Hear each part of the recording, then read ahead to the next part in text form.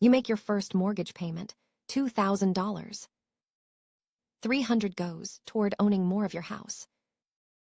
The other $1,700 vanishes into interest. Here's why that split isn't a scam. It's just brutal, unavoidable math. When you sign mortgage documents, the bank hands you $350,000. You now owe $350,000. Every single day you owe that money, interest accumulates on the full outstanding balance. That's the core mechanic most people miss. In month 1, you're paying interest on the entire borrowed amount because you haven't paid any of it back yet. Let's say your interest rate is 6.5% annually. The bank doesn't wait 12 months to collect that interest.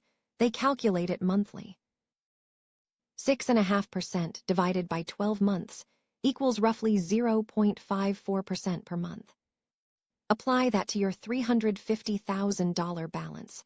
You owe $1,896 in interest for month 1 alone. Your payment is $2,000 total. Subtract the $1,896 in interest, and you have $104 left to reduce the actual loan balance. Month 2 starts. You now owe $349,896. Interest on that amount at the same monthly rate is $1,895.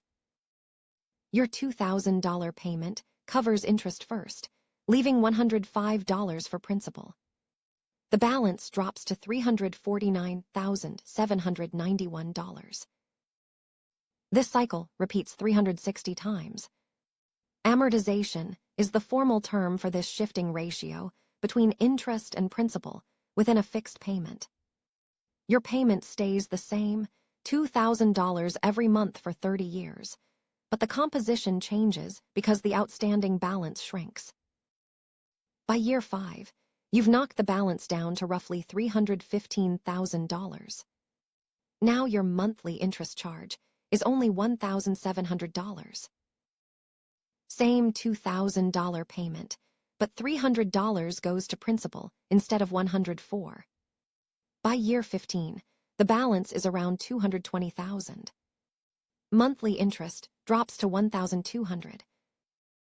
$800 of your $2,000 now chips away at the loan. By year 25, you owe just $90,000. Interest is $490 per month. Principal gets $1,510. The final payment in month 360 is almost entirely principal because the balance is nearly zero, so the interest charge is nearly zero too.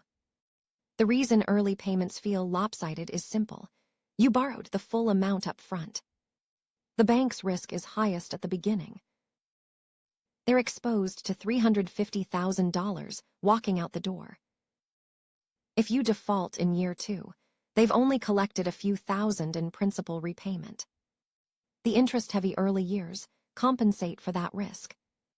Fixed rate means the 6.5% never changes. Whether the Federal Reserve raises rates to 8% or drops them to 3%, your mortgage contract locks in 6.5% for the full term. Your monthly interest charge stays predictable because the rate feeding the calculation stays constant. Variable rate, often called adjustable rate mortgage or ARM, means the interest percentage resets periodically based on an external benchmark, usually the secured overnight financing rate plus a margin. If SOFR is 4% and your margin is 2.5%, your rate is 6.5%. When SOFR climbs to 5%, your rate jumps to 7.5%. Now that monthly calculation produces a higher interest charge, so more of your payment goes to interest and less to principal. Common structure. The rate is fixed for an initial period, say 5 years, then adjusts annually. A 5-1 ARM means 5 years fixed, then annual adjustments for the remaining 25 years. Variable rates typically start lower than fixed rates because you're accepting the risk of future increases. If you plan to sell or refinance before the adjustment period starts, variable can save money. If you stay longer and rates spike, your payment can jump hundreds of dollars per month. The key misunderstanding. Fixed versus variable describes the interest rate, not the payment amount. With a fixed-rate mortgage, your payment is also fixed. With a variable-rate mortgage, your payment changes when the rate adjusts, because the amortization formula recalculates based on the new rate and remaining balance. Mortgage points, formerly called discount points, let you pay a fee at closing to permanently reduce your interest rate. 1 point equals 1% of the loan amount. On a $350,000 loan, 1 point costs $3,500. In exchange, the lender typically drops your rate by 0.25%. Example math, your quoted rate is 6.5%. You pay 2 points, $7,000, to lower it to 6%. Over 30 years, that half-point reduction saves you roughly $42,000 in interest. But you paid $7,000 up front, so your net savings is $35,000. That's only true if you keep the loan for the full 30 years. The break-even point is the moment your cumulative interest savings equal the upfront cost. With 2 points costing $7,000 and saving you about $120 per month in interest, you break even around month 58, just under 5 years. If you sell the house or refinance in year 4, you paid $7,000 to save $5,760. You lost money. Points make sense when rates are high. You have cash available, and you're confident you'll stay in the home long enough to recover the cost. They make no sense if you're stretching to afford the down payment or plan to move within a few years. The rate reduction is permanent for that loan, but the loan itself might not be permanent. Your regular monthly payment covers interest first, then principal. Any extra money you send goes entirely to principal, because the interest for that month is already satisfied. If you pay an extra $500 in month 1, your balance drops to $349,396 instead of $349,896. That $500 reduction might seem trivial, but it compounds. Month 2's interest is now calculated on the lower balance. You pay $1,893 in interest instead of $1,895. That $2 difference also goes to principal. Over time, these tiny shifts accumulate. Paying an extra $500 per month from the start can shave roughly 8 years off a 30-year mortgage and save around $90,000 in interest. The reason this works, you're shrinking the balance faster, so every subsequent month's interest charge is lower. The system isn't rigged against extra payments, it's rigged for them. The math rewards paying down principal aggressively. The bank front-loads interest to rip you off.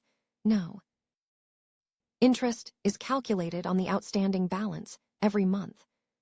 It's front-loaded because the balance is highest at the start. If you could borrow $350,000 and only owe $50,000 by month 2, your interest charge in month 2 would be tiny. But you can't.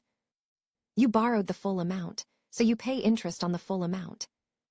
Fixed rate means my payment never changes. Mostly true, but not entirely. Your principal and interest stay fixed. Property taxes and homeowners insurance, usually bundled into your monthly payment through an escrow account, can increase. Your total monthly bill can rise even with a fixed-rate mortgage if your tax assessment jumps or your insurance premium climbs. Variable rates are always cheaper. Initially, yes. Long-term, maybe not.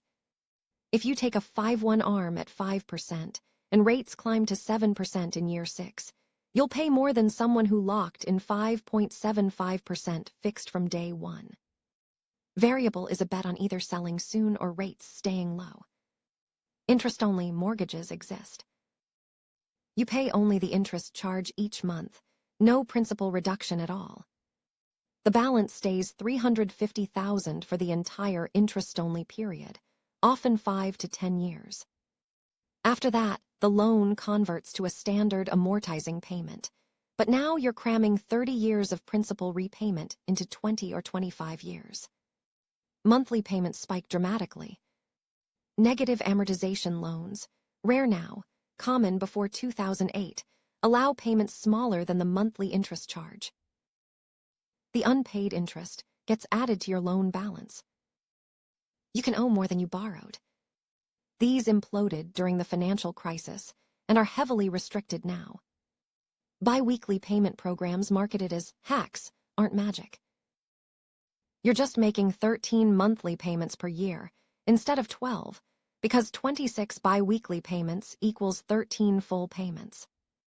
The extra payment per year reduces principal faster.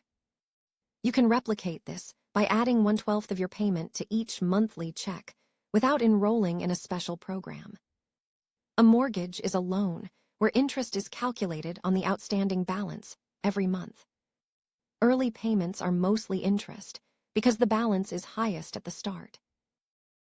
As you pay down principal, the interest charge shrinks and more of your fixed payment goes to ownership. Fixed rates lock in predictability.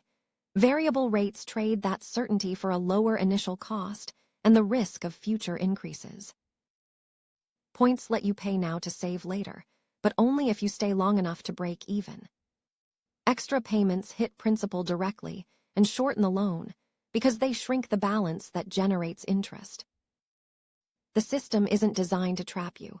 It's just compound interest running in reverse, month after month, for 30 years.